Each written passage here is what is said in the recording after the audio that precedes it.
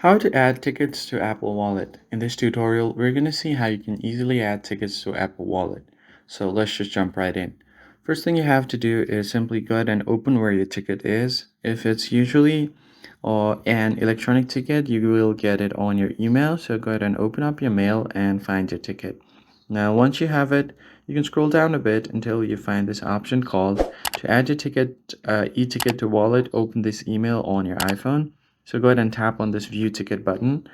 And once you tap on it, it's usually going to take you to your browser, but it's going to redirect you back to Apple Wallet. And once you have the ticket there, you can find the add option at the top right corner. And once you open up your wallet section, your ticket should be visible here, but if you don't see it, what you can do is scroll down a bit until you find expired tickets. And once you tap on it, it should be there if your ticket is no longer valid. And once you have your ticket, you could just tap on it to expand it, and it has been added to your Apple Wallet.